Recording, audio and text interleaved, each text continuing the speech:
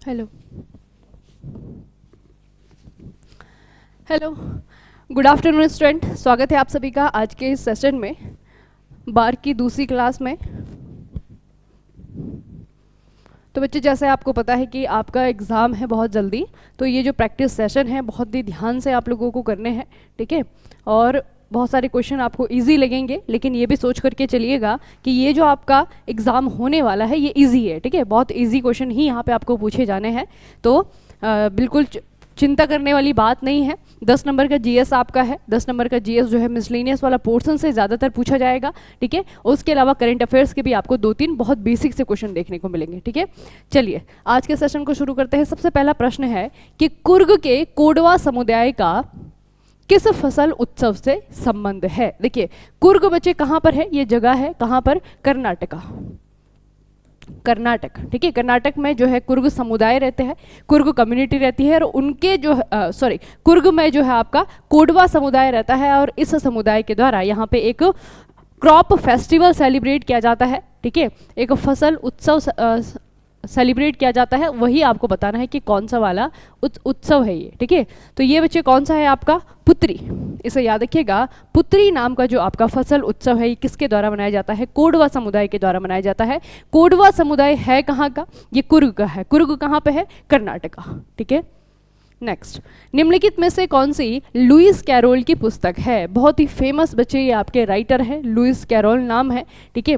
आपको बताना है कि इनमें से कौन सी बुक जो है लुइस कैरोल के द्वारा लिखी गई है। रिकी टिकी टावी, वो आदमी जो राजा बनेगा, जंगल बुक, या फिर Alice the adventure in Wonderland. कौन सी जो पुस्तक है जो कि इनके द्वारा लिखी गई है, लुइस कैरोल।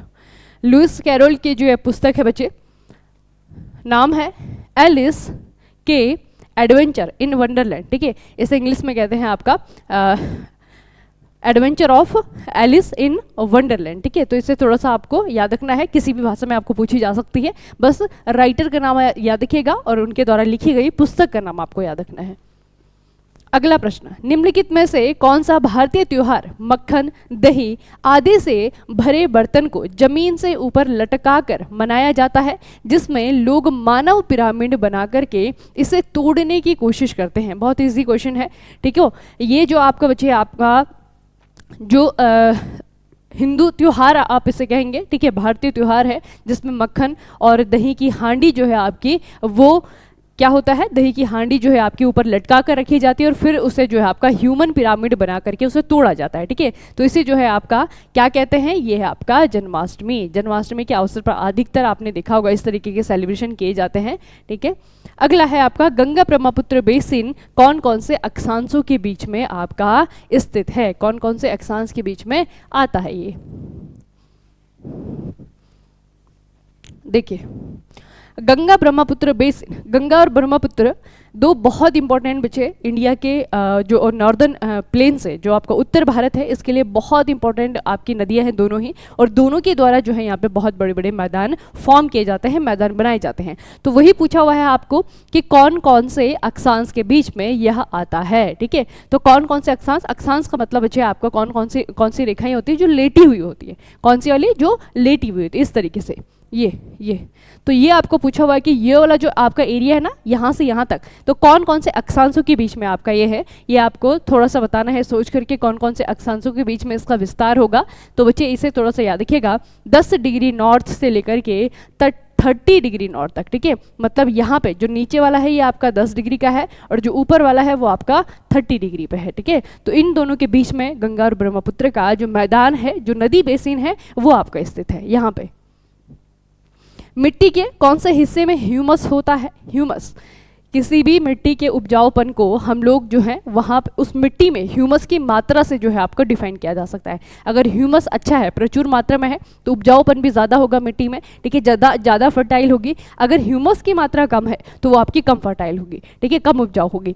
तो वही पूछा हुआ है। अब ये क्या लिखा हुआ है ऑप्शन में, अगर आपको समझ नहीं आ रहा है बच्चे, तो जो आपकी मिट्टी है ना, उसकी जो ऊपरी लेयर जो आपको दिखती है, उसके नीचे भी अगर आप खोदेंगे तो आपको बहुत दूर तक जो है आपकी मिट्टी ही मिलने वाली है। लेकिन अंतर क्या होता है, जो ऊपर हमें सतह पे जो मिट्टी दिखती है उसका जो टेक्सचर होता है, उसका जो आपका वैरायटी होती है, उसकी जो क्वालिटी होती है वो आपकी बहुत अलग होती है। जब आप नीचे नीचे जाए तो आपको पथरीली मिट्टी या फिर रंग परिवर्तन देखने को मिल जाता है। ऊपर कई बार काली मिट्टी होती है, नीचे खोदते खोदते जाएं तो सफ़ेद मिट्टी मिल जाती है या फिर लाल मिट्टी मिल जाती है। ठीक है, तो ये जो आपका डिफरेंस है बच्चे, इसी के आधार पर मिट्टियों की परतों का नाम रखा गया है। मिट्टी की परतों का नाम रखा गया है। जैसे कि सबसे ऊपर जो मिट्टी जिसमें पौधों की जड़ जो है आपको देखने को मिलेंगे, इसे कहते हैं हम ए हॉरिजन। क्या कहते हैं? ए हॉरिजन। हिंदी में ए क्षितिज कहा जाता है। दूसरे नंबर पे आती है आपकी बी हॉरिजन।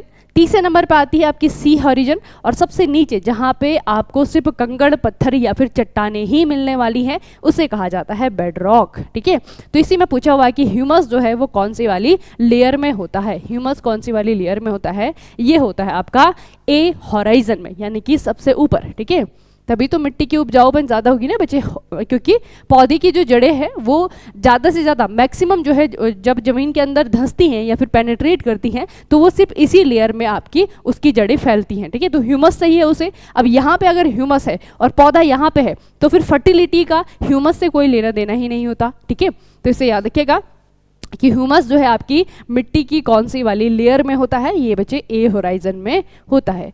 अगला है कमोडोर। भारत में कौन सी सेना की रैंकों में से एक है? देखिए, नौसेना, वायुसेना, थल सेना। ठीक है, ये 3 प्रकार की बच्चे सेना है आपकी। इनमें आपका क्या है, जो रैंक है, ऑफिसर्स की जो रैंक है वो भी आपको थोड़ा सा ध्यान में रखना है। इस टाइप के क्वेश्चन मैंने आपको पहले भी पढ़ाए हुए हैं। ठीक है, तो देखिए, अगर हम नेवी की बात करें, इसका जो सही जवाब है वो कौन सा है आपका? Indian navy. भारतीय नौसेना का आपका एक पद है कॉमोडोर।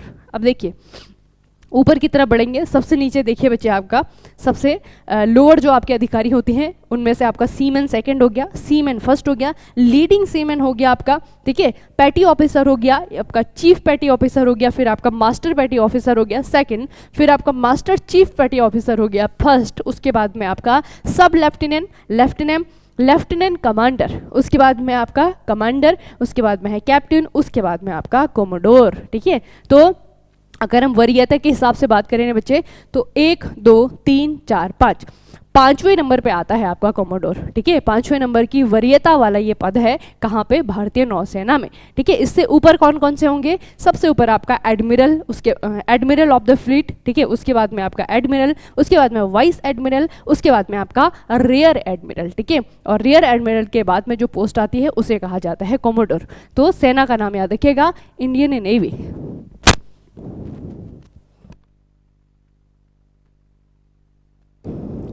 अगला प्रश्न है, भूमध्य रेखा कहाँ से होकर के गुजरती है? ये क्वेश्चन भी हमने बहुत बार पहले पढ़ा हुआ है, आपको बताया हुआ है कि इस तरीके के क्वेश्चन आपको पढ़ने ही पढ़ने बच्चे, यहाँ से किसी भी प्रकार का प्रश्न आ सकता है। अब यहाँ पे तो आसान है, मैंने यहाँ पे नीचे आपको मैप दिया हुआ है, ये आपकी भूमध्य रेखा है। और भूमध्य रेखा जिन जिन देशों से होकर के जा रही है उनका नाम जो है आपको आगे पीछे आसपास लिखे हुए नजर आ रहे होंगे। जैसे कि सबसे पहले हम अगर दक्षिण अमेरिका में देखें तो यहाँ पे कंबोडिया है और इक्वाडोर है, इन दोनों देशों से जो है आपका ये गुजरता है। उसके बाद ये बड़ा सा देश जो आपको दिख रहा है ये है आपका ब्राजील। ठीक है, उसके बाद में आइए अफ्रीका में। अफ्रीका में कौन कौन से देश हैं? अफ्रीका में आपका साओ टोम है, गैबन है, रिपब्लिक ऑफ कांगो है। ठीक है, युगांडा है, सोमालिया है, कीनिया है और डेमोक्रेटिक रिपब्लिक ऑफ कॉन्गो है। ठीक है, ये सारी की सारी जो कंट्रीज हैं ये अफ्रीका की हैं। उसके बाद में आ जाइए एशिया में। एशिया में कौन कौन से हैं? एशिया में आपका ये रहा मालदीव्स। ठीक है, ये रहा आपका इंडोनेशिया। उसके बाद में थोड़ा सा आगे बढ़िए तो यहाँ पे आपका किरीबाती। तो इतने देश हैं जो कि भूमध्य रेखा मतलब इतने देशों से होकर के गुजरती है। तो इसमें आंसर आपका कौन सा आएगा? किसके ऊपर से गुजरती है? देखिए, फिलीपींस इनमें से नहीं है, बिल्कुल नहीं है। थाईलैंड इनमें से है क्या? थाईलैंड भी नहीं है। वियतनाम है क्या? वियतनाम भी नहीं है। इंडोनेशिया आपका एशियन कंट्री है। इंडोनेशिया और किरीबाती जिनसे हो करके जो है आपका इंडोनेशिया आपका एक एशियन कंट्री है जिससे हो करके आपकी जो भूमध्य रेखा है वो गुजरती है। तो इसका सही जवाब हो जाएगा आपका इंडोनेशिया। ठीक है, इंडोनेशिया। इसका आंसर आपका नौसेना है। ठीक है, साथ साथ में आप आंसर पढ़ते हुए चलेंगे ना और याद करते हुए चलिए, क्योंकि अभी आपके पास में सिर्फ रिवीजन का टाइम बचा हुआ है। तो जितने भी आंसर बचे मैं आपको बता रही हूँ इसका आपको साथ में याद करते हुए चलना है। अगला प्रश्न है, मनुष्य की सबसे छोटी हड्डी मनुष्य के कौन से भाग में स्थित होती है? सबसे छोटी हड्डी मनुष्य के कौन से भाग में स्थित होती है?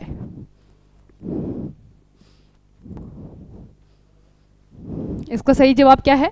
बहुत बेसिक सा प्रश्न है ये है आपका कान। मनुष्य की सबसे छोटी हड्डी जो है आपकी स्थित होती है कहाँ पे? कान में। और सबसे बड़ी जो होती है आपकी घुटने में, सॉरी, सबसे बड़ी जो होती है आपकी वो कौन सी होती है? फीमर होती है, जो कहाँ पे होती है? जांग में होती है, जंगा में होती है, ठीक है। और सबसे छोटी जो होती है आपकी कान में होती है, स्टेप्स जिसे हम कहते हैं। 2023 आईपीएल विजेता टीम बताइए, 2023 का आईपीएल किसके द्वारा जीता गया? किसने जीता 2023 का आईपीएल? इस बार 2023 में बच्चे आईपीएल जीता है आपका चेन्नई सुपर किंग्स ने। किसे हराया था? गुजरात टाइटंस को, ठीक है। गुजरात टाइटंस को हरा करके चेन्नई सुपर किंग्स ने जीता है। भारत के राष्ट्रपति का चुनाव लड़ने के लिए उम्मीदवार की आयु न्यूनतम कितनी वर्ष होनी चाहिए? बताइए, बहुत बेसिक क्वेश्चन है। अगर राष्ट्रपति का चुनाव लड़ना चाहते हैं तो कम से कम इतनी वर्ष की आयु आपकी पूरी होनी चाहिए। कितनी? राष्ट्रपति के लिए, ठीक है, राष्ट्रपति के लिए कम से कम कितनी उम्र? ये है आपकी 35, ठीक है। राष्ट्रपति और गवर्नर यानी कि राज्यपाल दोनों के लिए जो न्यूनतम आयु है वो है आपकी 35 साल की। बिहार राज्य की स्थापना की घोषणा कौन से दिन हुई थी? बताइए, बिहार राज्य जो आपका बना है, बिहार कहाँ से अलग होकर के बना है ये भी याद रखिएगा, बंगाल। बिहार जो है आपका बंगाल से अलग होकर के बना है, ठीक है, बंगाल से अलग होकर के बना है। बच्चे टाइम पीरियड देखिए 1947 से पहले, यानी कि अंग्रेजों के द्वारा जो है विभाजन किया गया था बिहार का बंगाल से। तो कौन से सन में किया गया था? ठीक है, राज्य की स्थापना की घोषणा, स्थापना की घोषणा कब की गई थी? अब देखिए, इसमें दो क्वेश्चन आते हैं, कंफ्यूज मत होइएगा। एक तो आपका आता है कि बिहार राज्य का जो स्थापना दिवस है वो कब मनाया जाता है? वो बच्चे मनाया जाता है 22 मार्च, 22 मार्च 1912 को ये राज्य जो है आपका बना था। 22 मार्च 1912 को बिहार राज्य की स्थापना हुई थी। यहाँ पे क्या पूछा हुआ है? बिहार राज्य की स्थापना की घोषणा कब हुई थी? घोषणा हुई थी जस्ट एक साल पहले, 12 दिसंबर 1911 में, ठीक है। ये थोड़ा सा याद रखिएगा। और बिहार जो अपना बच्चे आपका भोजपुरी सॉरी जो आपका भोजपुरी वर्ड्स भोजपुरी डे या फिर आप बिहार दिवस भी कह सकते हैं, वो मनाता है 22 मार्च को, ठीक है।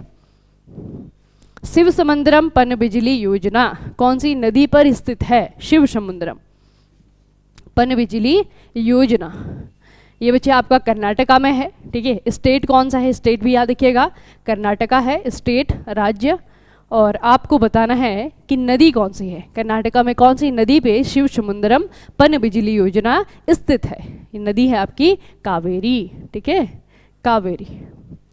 नेक्स्ट, मरे नदी कहाँ बहती है? मरे नदी ये आपकी एक विदेशी नदी है, भारत से बाहर का क्वेश्चन है बच्चे। बताइए, मरे नदी के किनारे कौन सा शहर स्थित है या फिर कहाँ पे बहती है? अच्छा, यहाँ पे पूछा हुआ है कहाँ पर बहती है, कौन से देश में बहती है? ये आपका ऑस्ट्रेलिया, ठीक है, ऑस्ट्रेलिया में मरे।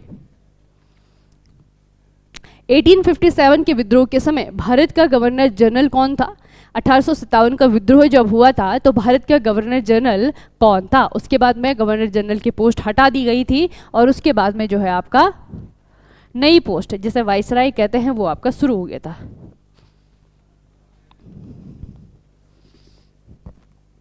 ये है कैनिंग, लॉर्ड कैनिंग।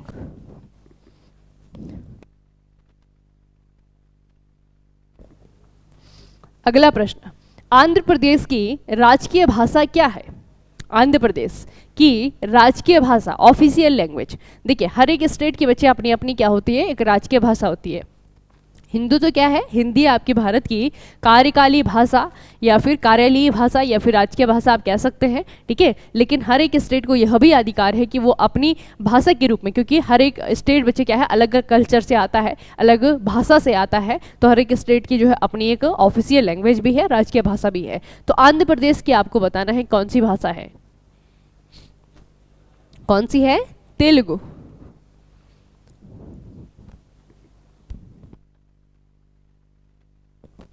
चंद प्रशासन के अधीन दस्तूर क्या था? दस्तूर,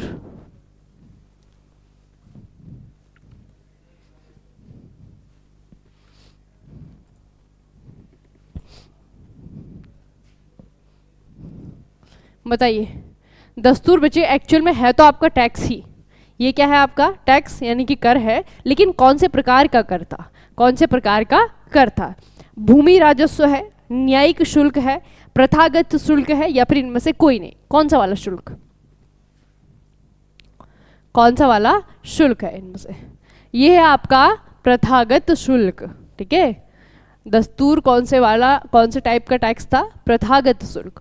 मार्च गैस को किस नाम से जाना जाता है, या फिर इनमें से कौन सी गैस का दूसरा नाम मार्स गैस है? बताइए। मीथेन है, अमोनिया है, नाइट्रोजन है, ऑक्साइड है, कार्बन मोनोऑक्साइड? कौन सी गैस, कौन सी है ये? मीथेन, मीथेन, ठीक है। मीथेन को कहा जाता है मार्स गैस।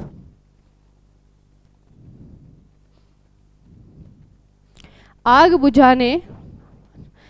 बुझाने वाले यंत्रों का मुख्य घटक क्या है?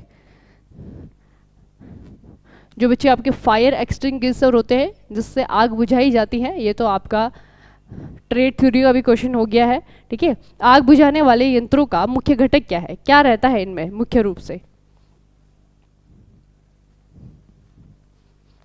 Sodium hydrogen carbonate, sodium hydrogen carbonate, ठीक है, सोडियम हाइड्रोजन कार्बोनेट। पर्यावरण की सुरक्षा एवं सुधार हेतु पर्यावरण संरक्षण अधिनियम कब पारित किया गया था? कब पारित किया गया था? पर्यावरण की सुरक्षा एवं सुधार हेतु पर्यावरण संरक्षण अधिनियम, बहुत बेसिक एक्ट है बच्चे, बहुत इंपॉर्टेंट एक्ट भी है, ठीक है। तो ये कौन से सन में आया था ये आपको बताना है, कौन से सन में लाया गया था? पर्यावरण संरक्षण अधिनियम, ये जो आपका कानून है 1986 का है, 1986 का। मैंग्रोव, अब देखिए पहले शब्द को जानते हैं। मैंग्रोव, मैंग्रोव बच्चे वो आपके जंगल होते हैं जो समुद्र के जो तटीय क्षेत्र होते हैं, ठीक है, जहाँ पे समुद्र का पानी जो है ज्वार की सहायता से बार बार तट की तरफ आता है, ठीक है, मैदानी क्षेत्रों में आता है, तो वहाँ पे बच्चे आपका कुछ ऐसी वनस्पति पाई जाती है जो कि पानी में भी हो जाती है, ठीक है, और इसकी लकड़ी इतनी मजबूत होती है कि पानी में ये आपके पौधे बड़े आराम से फलते फूलते हैं, मतलब कि पानी से कोई हार्म जो है इन्हें नहीं होता है। बाकी आप बेसिकली यहाँ के पेड़ पौधों को देखिए, अगर आप तट क्षेत्र को मतलब मैंग्रोव से हट करके किसी और जंगल के लकड़ियों को देखें तो पानी से बहुत जल्दी खराब हो जाती है, ठीक है। और ये जो आपके जंगल है मैंग्रोव, ये पानी में ही आपके वृक्ष होते हैं, ठीक है, तो पानी के लिए आपके क्या है, पानी से खराब नहीं होते हैं। दूसरा, इनकी दूसरी क्वालिटी आपको पूछी हुई कि मैंग्रोव जो जंगल हैं वो किस प्रकार के, मतलब कौन से एलिमेंट के लिए, कौन से पदार्थ के लिए ये आपके सेंसिटिव है यानी कि टॉलरेंट है। जैसे कि नमक सहनशील, मतलब कि नमक से इनको कोई फर्क नहीं पड़ता। शुगर यानी कि शक्कर मीठा, ठीक है, उससे कोई फर्क नहीं पड़ता। सीमेंट, सीमेंट से कोई फर्क नहीं पड़ता, या फिर नाइट्रोजन, ठीक है। तो यहाँ पे आपको ये थोड़ा सा कॉमन सेंस लगाना है कि बच्चे ये कहाँ पे रहते हैं, ये जो आपका मैंग्रोव फॉरेस्ट है कहाँ पे पाए जाते हैं, जो तटीय क्षेत्र होता है, समुद्र के पानी वाले क्षेत्र में पाए जाते हैं, तटीय क्षेत्रों में पाए जाते हैं, ठीक है। तो तटीय क्षेत्र में पाए जाते हैं, समुद्र के पानी में पाए जाते हैं, यानी कि नमकीन पानी में ये होते हैं, तो ये हमेशा ही नमक सहनशील यानी कि साल्ट टॉलरेंट होते हैं, ठीक है, साल्ट टॉलरेंट।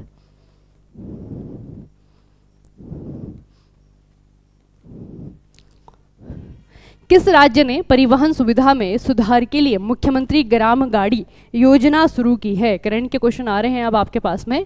मुख्यमंत्री ग्राम गाड़ी योजना, मुख्यमंत्री ग्राम गाड़ी योजना कौन से स्टेट की है? मुख्यमंत्री ग्राम गाड़ी योजना कौन से स्टेट की है बच्चे? ये है झारखंड की, ठीक है, झारखंड। ऐसे आपको बहुत बेसिक से क्वेश्चन आएंगे। पृथ्वी विज्ञान मंत्रालय के नए मंत्री कौन बने हैं? अब ये मंत्री जी चेंज हुए तो इनका नाम आपको बताना है। पृथ्वी विज्ञान मंत्रालय के नए मंत्री बने हैं किरण रिजिजू, किरण रिजिजू। भारतीय प्रतिस्पर्धा आयोग सीसीआई की पहली महिला अध्यक्ष कौन बनी हैं? बहुत बार कराया हुआ प्रश्न है आपको, बताइए कौन बनी है? भारतीय प्रतिस्पर्धा आयोग CCI competition commission of India, इसकी पहली महिला अध्यक्ष कौन बनी है? एक तो अध्यक्ष की आयोग ही अपने आप में क्या है, इंपॉर्टेंट है, लेकिन आयोग में जो है पहली बार किसी महिला को बच्चे अपॉइंट किया गया है एज अ प्रेसिडेंट, जो है अध्यक्ष के रूप में। तो उनका नाम आपको याद रखना है, नाम है इनका रवनीत कौर। नाम क्या है? रवनीत कौर। वर्ष 2024 में क्वाड शिखर सम्मेलन की मेजबानी कौन सा देश करेगा? ये क्वाड क्या है? क्वाड जो है आपका ग्रुप है, ग्रुप किन किन का? 4 देशों का, ठीक है। 4 देश कौन कौन से हैं इसमें? एक तो अपना भारत है, इसलिए हमारे लिए इंपॉर्टेंट है, इंडिया है, ठीक है। दूसरा कौन है बच्चे? दूसरा है इसमें जापान, ठीक है। तीसरा कौन है? ऑस्ट्रेलिया। फिर चौथा कौन है? यूएसए।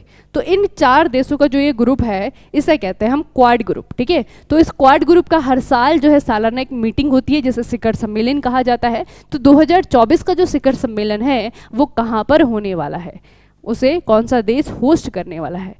ये आपको याद रखना है, ये है भारत।